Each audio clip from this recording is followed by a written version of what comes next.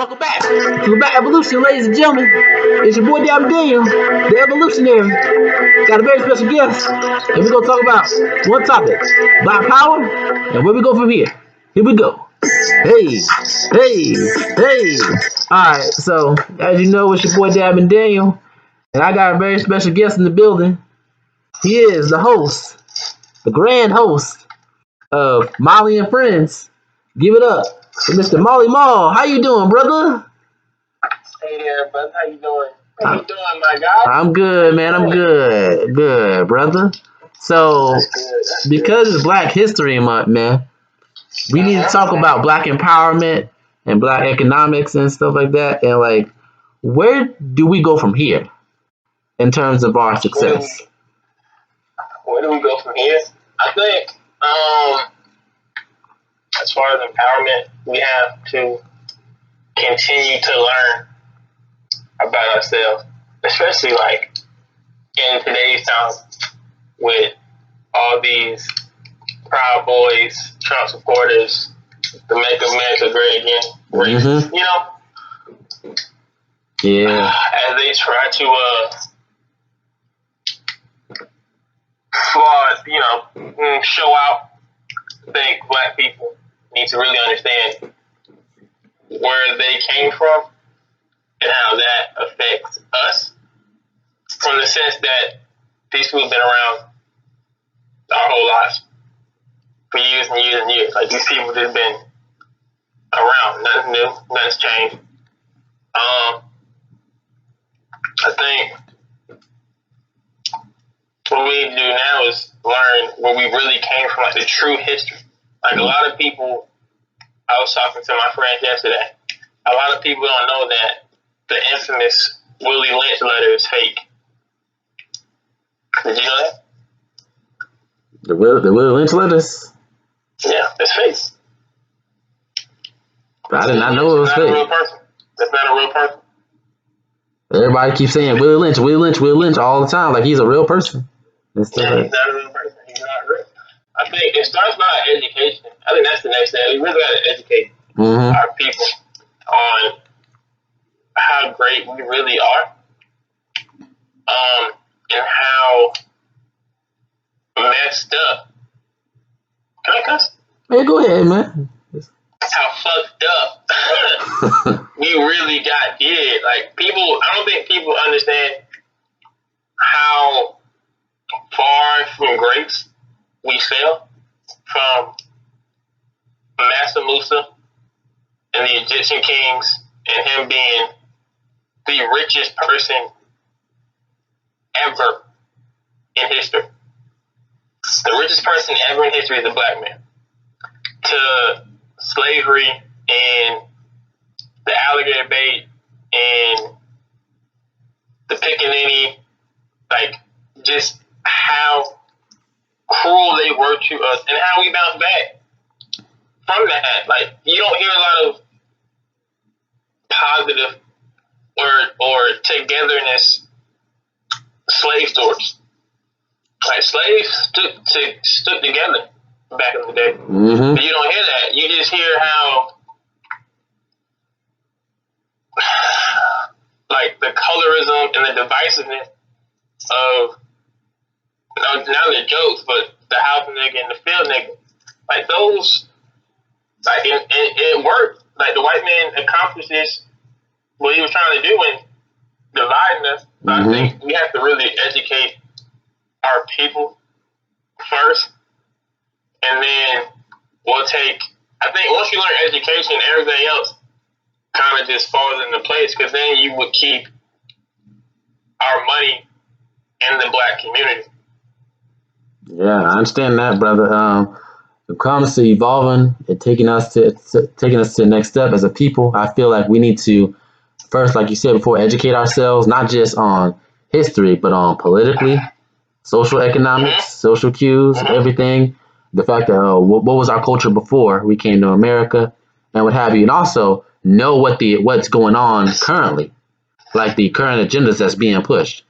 Like, people say, "Oh, you watch the news and everything else." I'm like, yeah, because you watch the news to be informed, but at the same time, you gotta know the agenda's being pushed, what's being pushed within our own community, what's not being pushed. Like, for example, our music, the music we listen to. Sometimes music we listen to is very negative towards our women and towards us as a culture.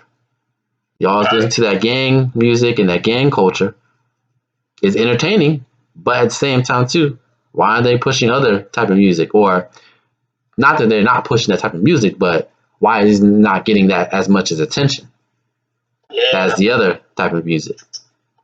Because you see, some rappers like Jordan Lucas and everything else are trying to educate the people and stuff, but then they're not getting as much clout as the Lil Waynes and the Rick Rosses and what have you. That's my thing. I think the internet can be the great equalizer for us, because you can't hide stuff from us anymore. Like, you can't hide how they used to lie to us. You can't hide the tricks of the game, even though they always move the goalpost every time we figure something out. But we're the culture. Let's be honest, we're the culture of Smith. We're the culture of America. Like, black people are the culture. Hold on. I agree with that, brother. We the trendsetters. We the entrepreneurs. We the instigators. Every time you go new trends that's in the world, we always have black people. That's always the ones who started up. Like, from music to food to TV to entertainment, like, you can't name, maybe hockey, but you can't name a lane that wasn't really created or dominated by black people. I don't think you can name one.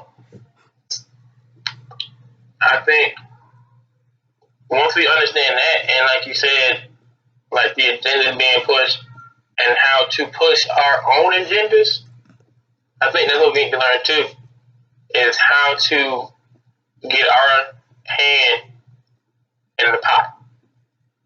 How do we get them to listen to us? Like the civil rights, and it's always gonna come down to money. We need to either I listened to Anthony Williams. She's a lawyer, she has a podcast.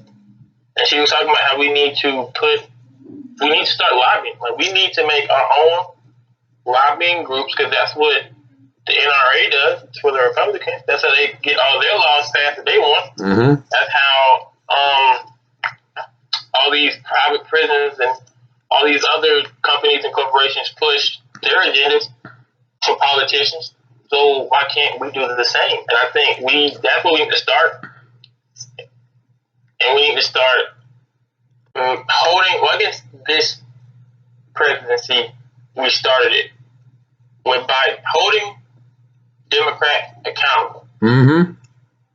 So for the longest, they've been saying, we need you, and they thought Obama was going to be the one to just kind of have us about, okay, if the black president, they're good, they're fine.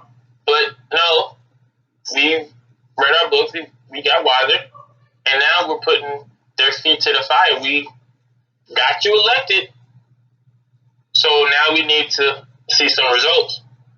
I think that we got to hold our politicians accountable. Exactly. We can't just allow them to do this benign neglect policy that they've been doing for the past 50 or plus years. Saying, we're gonna get to you.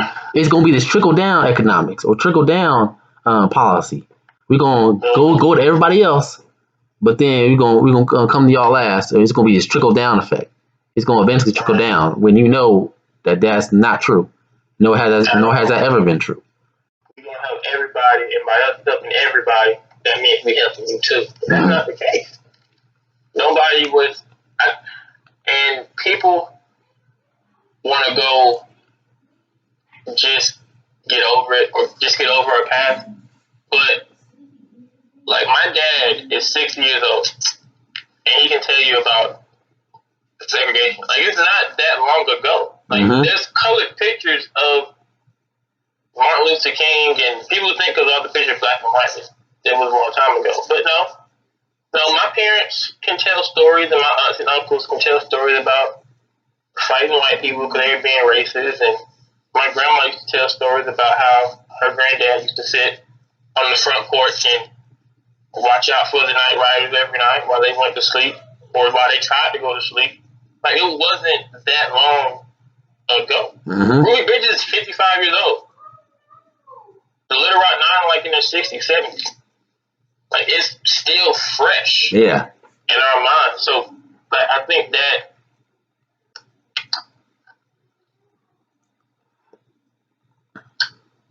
I don't want to say rudeness, but I guess for lack of a better word, that rudeness from other cultures, mainly white people. Like, nobody had the roadblocks we had. Mm-hmm. And then they tell, like, Martin Luther King had a quote, and he talks about how we need to pick ourselves, how they tell us to pick ourselves up from the boots with our own bootstraps. Mm-hmm. But they never gave us, it's hard to do when you never give us any boots or shoelaces to, to put on our feet. Yep. Y'all didn't help us. Y'all never gave us our 40 acres and a mule, like y'all promised. Y'all never gave us any type of loans to help get us started. Y'all never gave us farmland. Y'all never gave us some type of education, free education that we could get to. Everything they did to help the white middle class and immigrants, they never did that for black people. Mm-hmm. So I think that's what we have. That's where we get going full circle.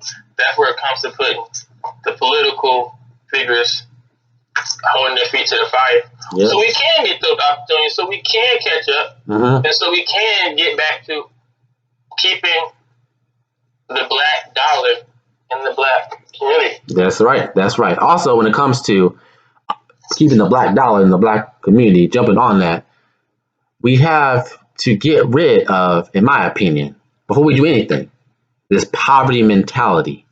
This mentality of, I'm going to get mine. Nobody else is going to get it. I'm going to get it. And whoever else is successful before me or ahead of me, I'm going to kill them. Or well, I'm going to get jealous. And you have to stop this poverty mentality. If one of us win, we all win and come together and everything else. And people say Black Lives Matter all the time, but then we constantly killing each other. So before we complain about we need to get our own house in order in terms of black economics and what have you. I agree with that to a degree. I agree with the mindset, but I also agree we have to understand. I guess it goes back to education. We have to understand the situation that we're in, where it's a real crabs in a barrel mentality, but everybody fails to mention that the barrel isn't the crab natural habitat, right? So what I'm trying to say is the mentality is wrong. We have to correct that. You are correct in that statement, but saying like the Black Lives Matter, but like black on black crime, that is a myth. We don't kill anybody more. Of course. White on white crime or anything like that. But it's all between. It's all. I know it's all within the habitat and everything else. White people kill white people. Asian people, so on and so forth. But I'm saying as much as we gotta stop the mentality as a whole in terms of killing each other and everything else. We gotta stop killing each other. That's never gonna happen. But we do need to find some form. But I think a lot of killing and stuff will go down because we're once again like it's crabs in a barrel, but we're not supposed to be in a barrel to begin with. So you're looking at all these quote unquote ghettos and Section 8 housing and all this stuff. Like they're being raised based on survival. They're not being raised on love. They're being raised on survival. So in survival, it's I gotta get it or shit, fuck it. It's fuck you. I gotta do what I gotta do. And I think if we start putting funding in those places, like help like defund the police, instead of like putting all that money into police stations and police budgets, put it into after school programs and education programs and tutoring centers and more Big Brother programs and all that stuff that would actually help mental health advocates, like all that stuff that would actually help us grow and get out of that mentality. If we made them put that money where it needs to be put instead of putting it all in its police budgets or wherever else they're misusing it, I think you would see naturally the killing and the violence go down because there's more opportunities for people to grow and eat. Yeah. And because it's all based around money and just better.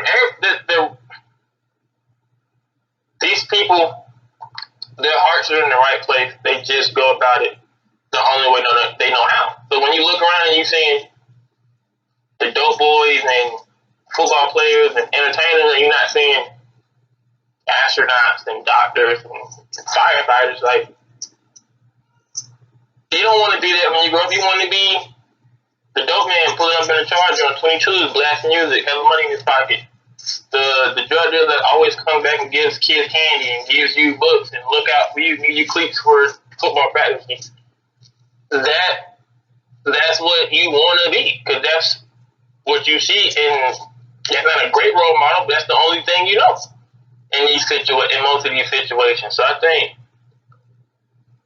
funding and helping these people understand that there's more, and so they don't have to be taught on survival. Yeah. They can be taught. They can be raised on love, and like, you don't have to do this. You can. There's so many different ways to get out and get it. Like, I think that would help. I agree with you on that. But in terms of Black entrepreneurship and everything else, when it comes to Black entrepreneurship and funding and what have you, that's why we need to have Black businesses. Because the Black businesses, we need to support our community so that way we can have and grow economically within our community. Do you know that Black people have a $1.3 trillion spending power? We have that spending power, but we use it in the incorrect way. We go to other communities, we go to here, we go to there, but everywhere but us. If we just have black businesses and we support those businesses, we can thrive. We can create better education for our community. We can create better housing situations for our community. We can create better types of environments. That way we won't, like you said, won't have to be that survival mentality, or I call it the poverty mentality. The I have to get mine and get rich quick scheme and everything else, when success takes a lot of time and effort. But going back to my point, that we need more Black businesses and the support of those businesses within our community. That way we can grow economically and grow as a people, instead of just, we got to get mine mentality. That's what I feel. We have to grow as a people and grow as a community and educate ourselves, like you said before. Know our history. I definitely agree with you. I definitely agree with you there. I think during I'm going to say 2 time periods. During the segregation, that's probably where we were the most, 3 times, 4. Reconstruction, that's when we had the most politicians. That's when we were starting to flourish. That was a great time for Black people, because the Union was down south. We were having a chance to actually have freedom. We were politicians, we were school teachers, we were blossoming. And then Civil Rights era, in between Tulsa, Black Wall Street, and the end of civil rights, minus the bombing. But Tulsa in itself was a great place. That was a great time period. Terrible ending, but a great time period for Black people. Black people had their own business. It was a whole town. Yeah, a whole town. I read about that. Yep. It was for the higher up, the wealthy people, the wealthy Black. It was a way to people making money. Yep. And then I'm gonna fast forward more to the civil rights movement, where we were unified in what we wanted to accomplish. For the most part, everybody had different ways of doing it. Yeah. But the mission was the goal. So the mission was the same. So Malcolm X and Martin Luther King and W.E.B. Du Bois and NAACP and Booker T. Washington, all them guys. Everybody. different ways of doing it, but the same result. And I mean, I don't know how much we really got from that. And then afterwards, we had the Black Panther Party and Huey B. Newton and Bobby Seale, and the mission was the same. Like the Black Panther Party did so much for Black people that most Black people don't even know. Like they fed, they gave school books, they fed the poor, they were bodyguards for they were bodyguards for Black people. Like cops wouldn't mess with them as much. Yeah. Terrible ending though. Fast forward to the. That's a terrible ending. How they ended with the whole infiltration and all that. Every Black success story has a terrible ending. Nobody makes it out peacefully that much. That's rare, and that's a rare ending if you see a Black person make it to the top and then end it peacefully. It don't happen too often. But then you fast forward to I'm gonna say the 80s and the 90s, more so the 90s, with rap, and you see Martin coming along and Fresh Prince and all these different Black shows, and you see them repping HBCUs and Black and FUBU and CI and all these Black brands and Sean John, Rockaware, Baby Fat, like all these Black brands they were supporting. Now, it wasn't really big. I'm pretty sure they were still big on designer, but that's not what you saw on TV. So I imagine like growing up, and I'm watching the Cosby Show, and I see him wear Hillman in at the fake school, but he wear Hampton. You see the Fresh Prince with Tuskegee all the time, and Queen Latifah will be rocking the Tennessee State sweaters, and like all these Black colleges. So you see that, and you're like, oh, like that's Black empowerment in its own way, because you looking at people supporting their own people. So you're like, oh, I want to go to HBCU because I've seen Will Smith wear it, or Martin Lawrence wear it, or Queen Latifah wear it, or so on and so forth. Because, and you hear them talk about it now, and it's kind of coming back around now. You hear Stephen A. Smith talk about Winston-Salem State all the time now. You hear DJ Envy on the Breakfast Club talk about HBCUs all the time. Kamala Harris went to Hampton or Howard. Which one she went to? Howard and Hampton. One of those HBCUs. I think it's Hampton. So anyway, but you got Morehouse, Daniel Jackson, Spike Lee, they went to Morehouse. Yep. Chadwick Boseman, Hampton. Like you see that Black excellence, and you hear them talk about their Black excellence at these Black schools, and I think this any form of compliment, any form of empowerment is perfect. It's well needed.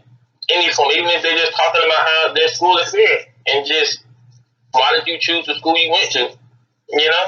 Yeah. Well, in my personal opinion, I feel like this has been like one of the greatest discussions I've seen, because we've talking about Black businesses, Black entertainment, Black economics, and Black power. I feel like we covered a lot of areas of where we want to go from here on out. We just want to focus and just want to maintain, that's here, Black economics, Black empowerment, and everything else. And when it comes to defunding the police, I'll just be on defunding police. I feel more we need to not defund the police, but reform the police. Have Black people in those positions of power that we can police our own communities and not have outsiders, or like it could be any outsider, white, Asian, American, coming in our communities trying to police us, but they don't know how to deal or how to police the Black community outside of violently policing it. If you have a Black... Go ahead. I'll give what you're saying. Yeah, I was going to finish on saying, if we have Black people as police officers within our own community, we wouldn't be catching all this hell that other police officers would show us. Yeah, I agree with that. But I think, to be honest, I think we're past the point of messaging. Like, defund the police, if they don't want to do the research into what it means, then that's on them.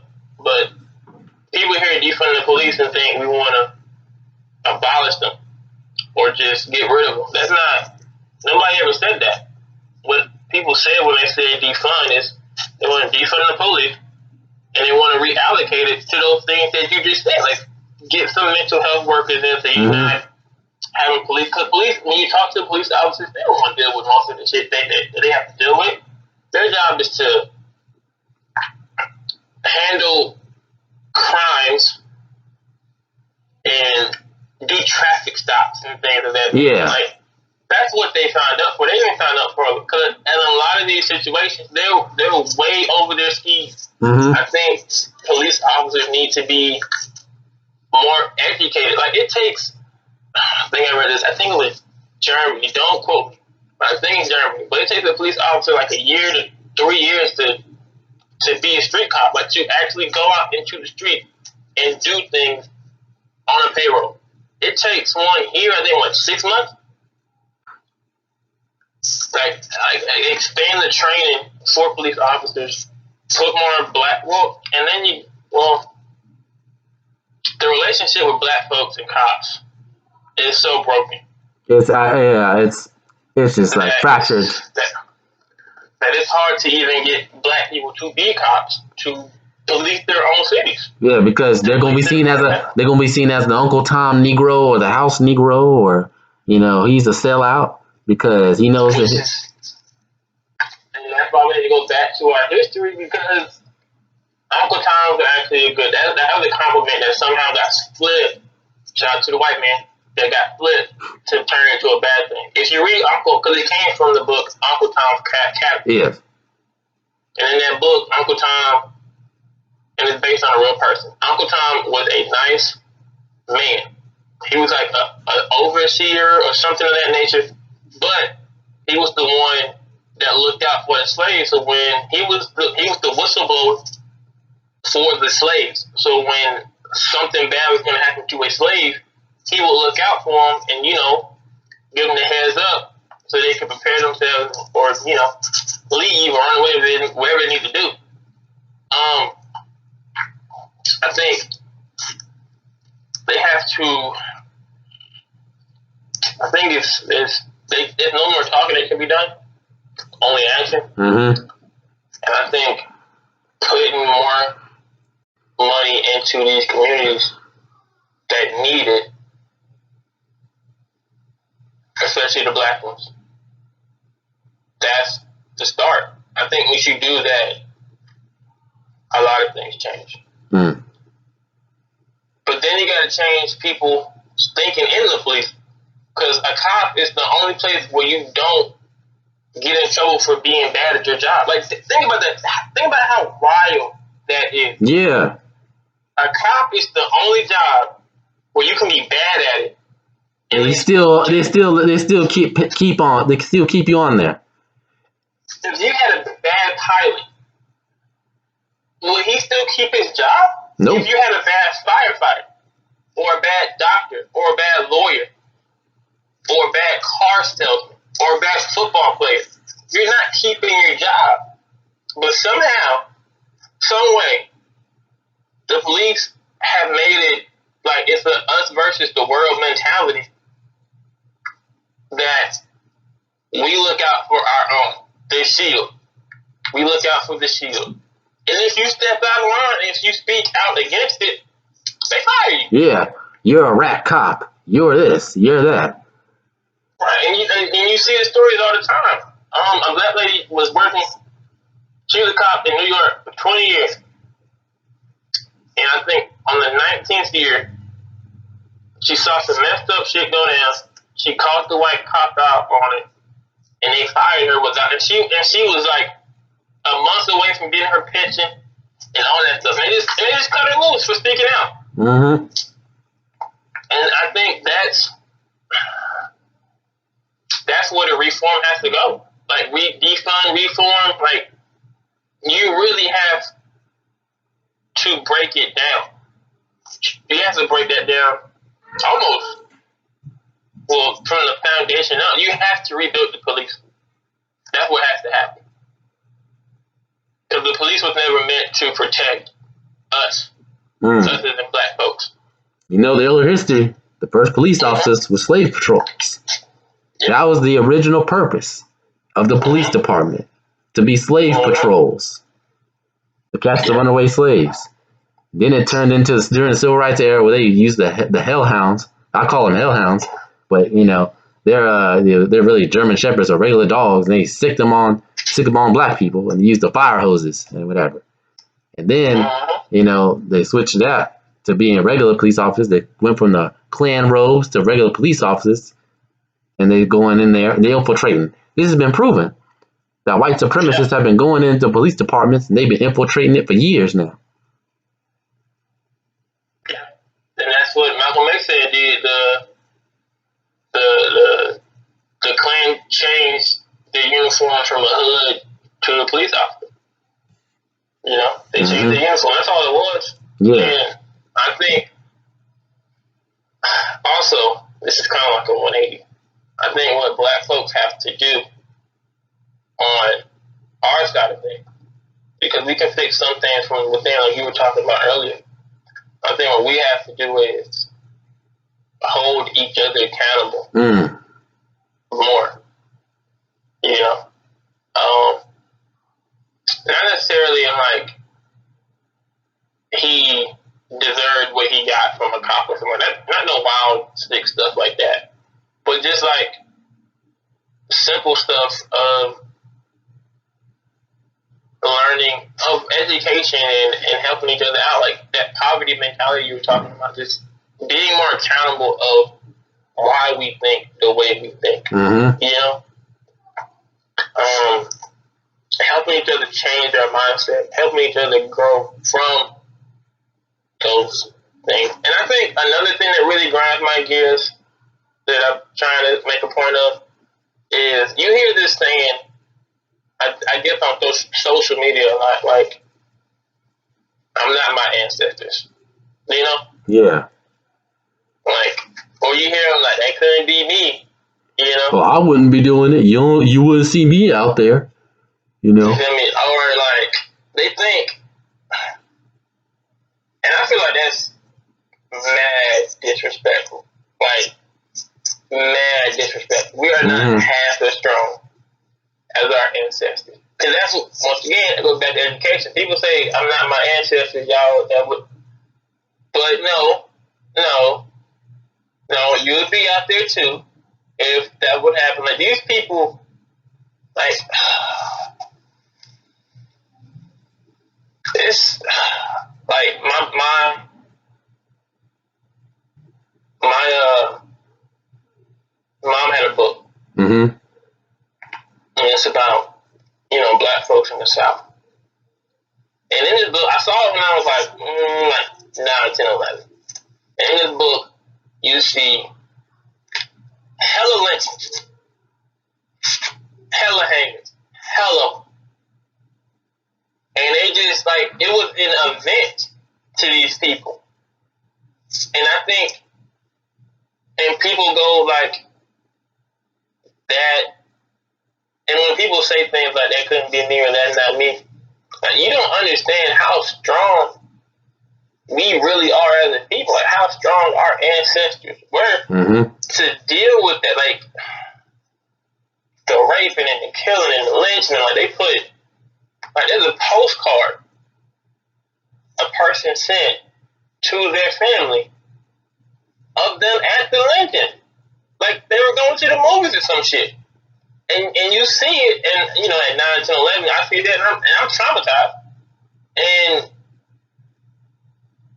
I don't know, Alec Baldwin had a quote, or James Baldwin, I'm sorry, had a quote, and he said, to be a conscious black man, be a conscious black person in America, is to always be in a state of rage, of controlled rage.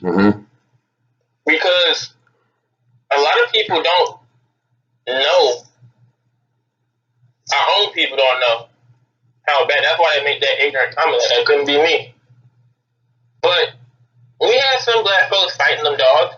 We had some black folks fighting them cops. Like, it wasn't all nonviolent. Yeah. That's people need to understand. That's why you educate But yourself on the Black Panther Party and what have you, and all those other movements, slave revolts, not just the one about Nat Turner. There's other ones. or in how disciplined they were. Like, for example, the bus boycott in Birmingham, Alabama. That lasted, I want to say, almost 2 years. Could we do anything? Like, they didn't ride the bus for 2 years. They walked to work, which was probably miles away. They walked home.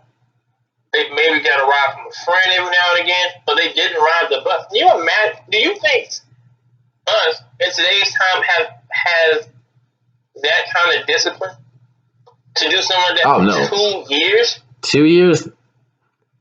2 weeks max. We 2 weeks. We barely made it. We barely held on, and I think this is just thankful for the pandemic, just keeping us inside and giving us a straight focus. We barely did half a year for George Floyd, and everybody was out there all over the city. But I think that was mostly because the pandemic helped, because there was nowhere else to go. But I'm glad that happened, so everybody saw that we can do this. Shout out to this generation, because black folks can talk, they can scream, they can kick, they can fight as much as they want. But I think what has to happen is we gotta get some white folks. I mean, yeah. I don't know if it's unfortunate, but I guess it is unfortunately. White folks gotta help. Cause nobody's gonna listen to the people. Because at this point, I feel like white folks think we're just always crying wolf, and that's not the case. Like, we see it, you see it, but nothing changes. Mm-hmm. So it's like, it's a cycle. Mm-hmm. We protest, we fight, this and that. It happens again, we protest, we fight, start over. So unless black folks want to get disciplined enough and hold our money and keep it in-house, or just hold our money all together and don't spend it with no white folks, nothing's gonna change unless white folks speak up for us, or if we're being disciplined enough and holding our own money.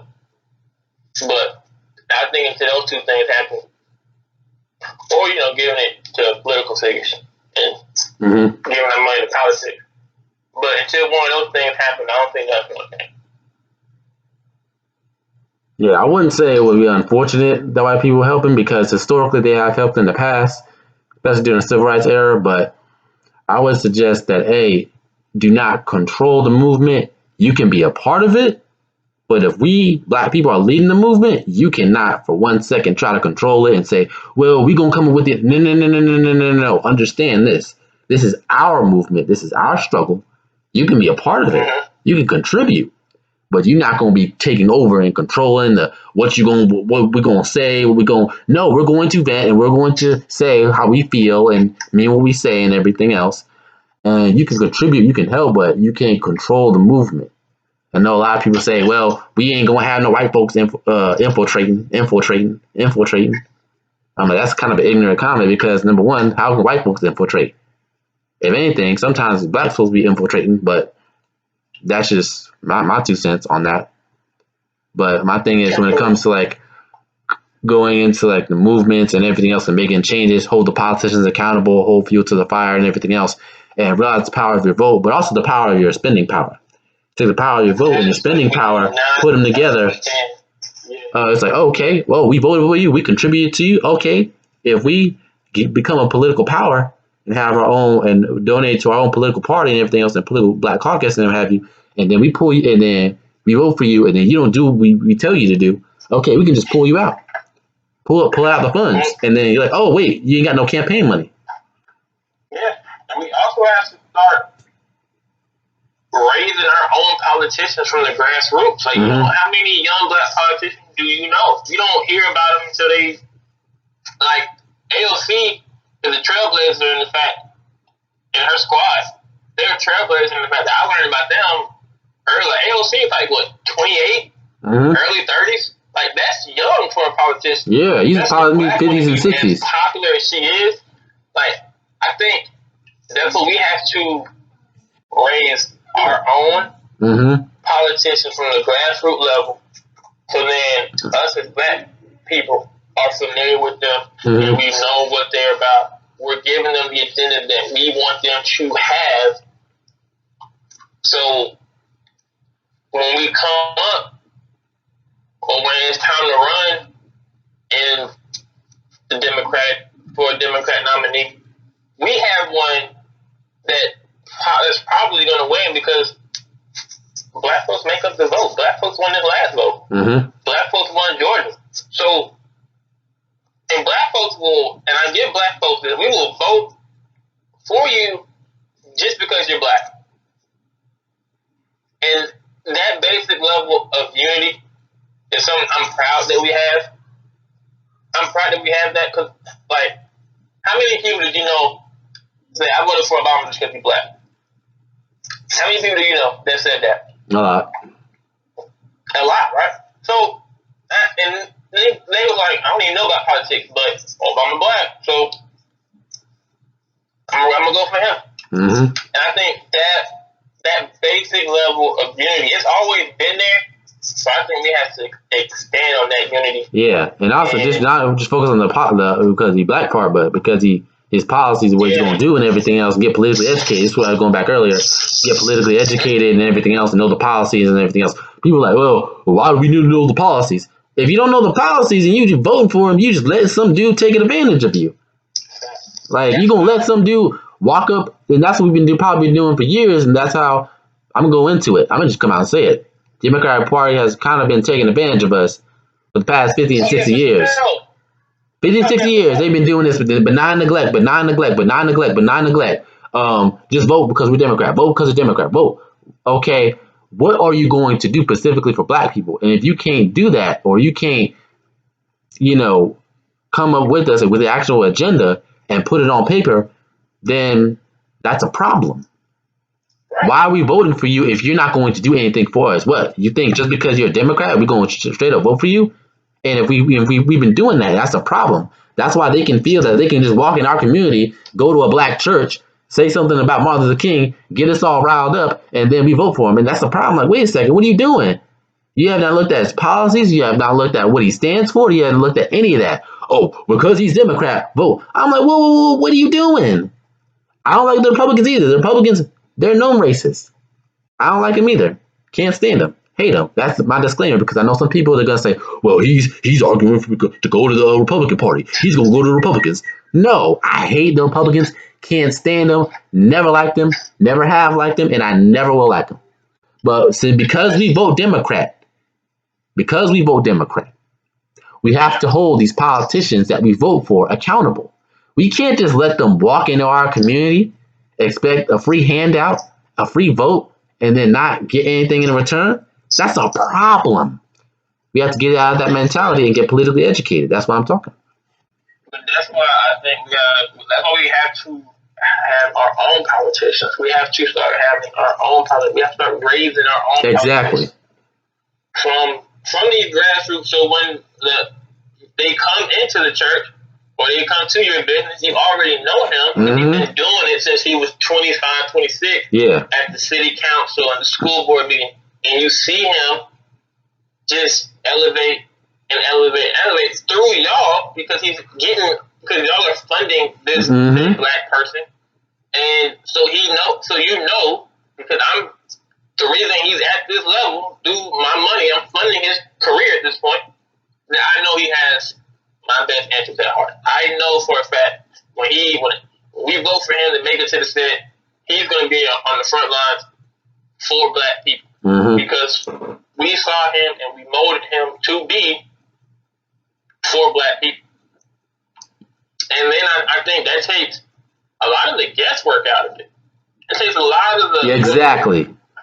What are your policies and how do we already know because we've seen you already. We know exactly. So because shit, I helped you. I helped mold you and help raise you, and I saw you from the beginning, and you talked to me before as you were making it, and nothing changed. And we see you've been consistent throughout, from the grassroots to school board to mayor to governor to Senate to House, or wherever you end up going in DC in Congress. We know because we've seen you that you're not going to fail us. Now you might not get everything done, but we know your best interests, our best interests, are in your hands, and we trust you with that. Mm-hmm. And right now, I don't think we trust anybody. I just think we voted to keep Trump out of office, which is not a bad thing. I'm not saying that was a bad thing, but I didn't vote for Biden. I voted for Kamala Harris. I like Kamala Harris from her policy standpoint, from what she stands for. I mean, everybody has a iffy past in politics. You're not gonna make that clean. Yeah. But I understand her policies, what she wants to do for black people. Yeah. I've seen her try to promote things for black people. Like, she was the first person to put body cams on policemen. And that was years ago. It's little stuff. I mean, it's not little, but it's stuff like that I know from her track record that she's looking out in some way, shape, or form for black people. Mm-hmm. I didn't vote for Biden. I voted for Kamala Harris. I don't trust Biden. Why would I trust Biden? Yeah. He's a 76-year-old white man. I mean, he's with Obama, but what Obama do for black people? Wait.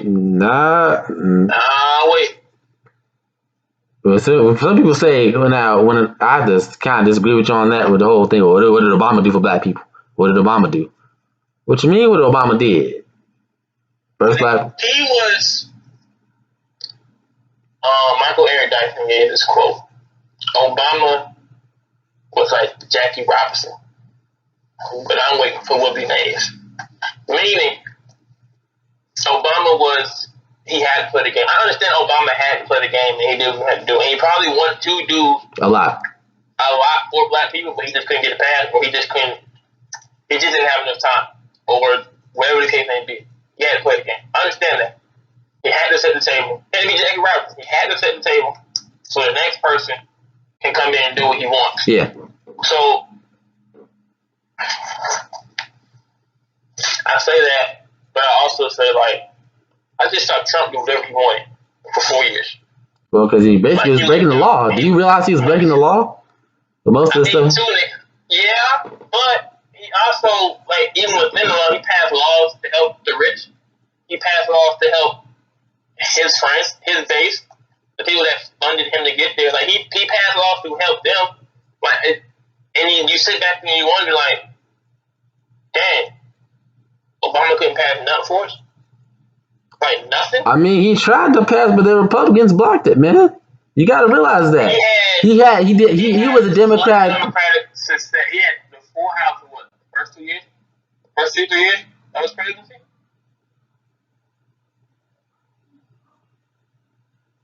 He did. It was all Democrat for the first 2 years of his presidency.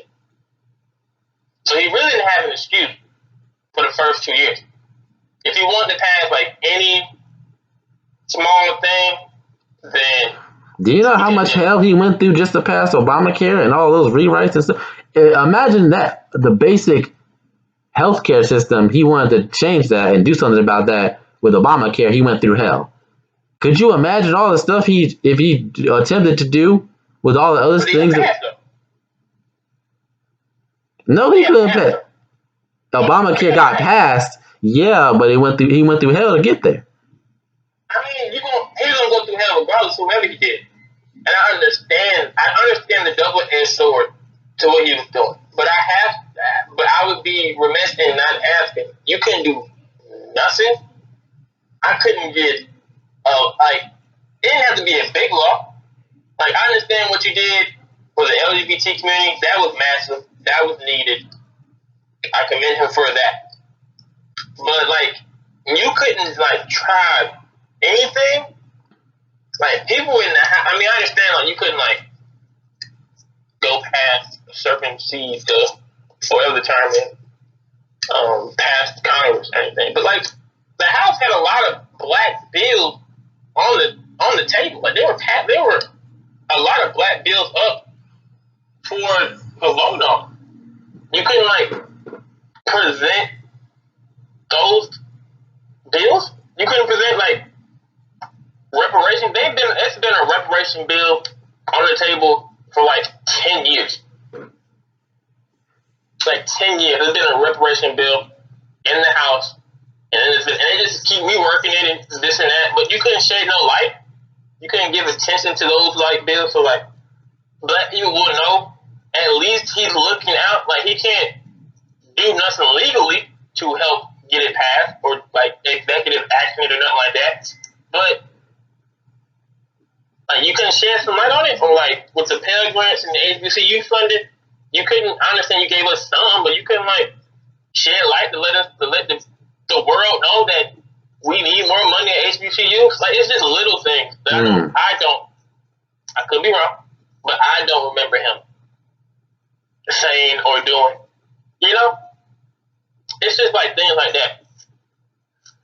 And then I go see Trump, and he's doing whatever he wants. Now, I understand some of him breaking the law, but he's doing whatever he wants. Well, he was doing whatever he wanted, and people were just backing.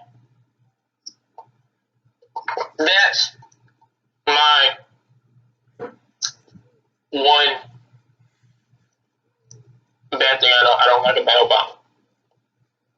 But you know, I understand why he had to do what he did. Mm-hmm. I'm not mad at him, but it's just like, damn, you know. Yeah. Like a disappointed child. Like you say, I have candy, but where's my candy? I gotta pay for my own candy still. You say you gonna give me candy. It's like a disappointed child. That's all. Yeah. That's my analogy. But I understand what we had to do. And I think, as far as black folks holding them accountable, again, going full circle with that, we got satisfied when he became president. We relaxed. And I think when he became president, we needed to push more boundaries. We needed to start. At that point, when he became president, we should have started working harder instead of relaxing, instead of getting complacent and thinking like Obama got it. And that's our fault. Because I don't think we gave him, we supported him, like, yeah, that's my guy. But don't talk bad about him, from like a morale standpoint. But we should have had his feet to the fire too. Like we're pushing Biden's feet to the fire now. Like we should have had his feet to the fire just like we have Biden's, I think. Mm-hmm. I think we'd be in a much better spot. I do agree with you somewhat on the whole complacency thing, because when Obama was elected, everybody was super excited and everything else. And then people were shocked when he didn't do anything. But I feel like it's kind of our fault, like you said before, because we didn't make the incentive to make him do anything. We just like, oh, well, Obama got it. Obama's going to handle it. Obama. And because we got complacent and we didn't, push harder or push farther, we allowed somebody completely different from Obama right underneath our noses to go into that White House and completely wreck the country. And then now we have Joe Biden, Obama's right-hand man, going back in there to clean it up. Now, we're going to hold Joe Biden accountable, but I feel because of our lack of complacency, we allowed a mess to get created in terms of a horrible wannabe dictator president walk in there and just decimate the entire political process. Mm-hmm. We should have imagine if Hillary Clinton would have won. I don't think we're in this situation. I don't think we're in this pandemic that far. We might be in a pandemic. I don't think it's this bad. It wouldn't be this bad. We would have it under control. I don't think so. I don't think so too. But I think Trump, what I'm thankful for Trump is he ripped whatever mask, whatever Band-Aid, whatever we're moving along in, whatever that we had covering up, our true colors that black folks already know about. I'm glad that now the world and white folks still see that this is a problem. That we're not just crying wolf. That you see firsthand. January 6th is the biggest, like, white people, look at this. We've been telling you this for years. And I think January 6th was like, oh, yeah, our bad, black people. We should have listened. Yep. But it's like, it's a shame it took that long for them to recognize it, though. But I guess you learn through experience, or you learn through seeing. Seeing is believing to them, I guess. Seeing is believing. They didn't want to acknowledge it at all. Yeah. So, in regards to this podcast, it was great and wonderful episode. What are your closing statements on Black empowerment and where we're going forward? My closing statement. I love you, black people. We have to do better. We have to educate ourselves. Education is the key, whether you believe it or not. You don't have to go to school, but you have to learn something. Trade, a skill set. Financial literacy, like a job. Like, you have to learn something. That's the only way we're going to be best. Until we're able to do for ourselves, we're going to be reliant on the white man for the rest of our lives. Or the government. Yes. So, learn something. Education is the key. And respect, protect, and love the black woman, because she is God. And I'll say what I said. Well, she's not God, but she's not God. That's a disclaimer. She's not God. The Most High is God. The Most High is God. But respect the black woman, treat her with respectfully, but she's not a God. She was made in the image of God, but not God. That's how my closing statement is: educate ourselves, become politically educated, social economically educated, support our businesses, and black power, and all power to the people. That's it. Signing off. Yes.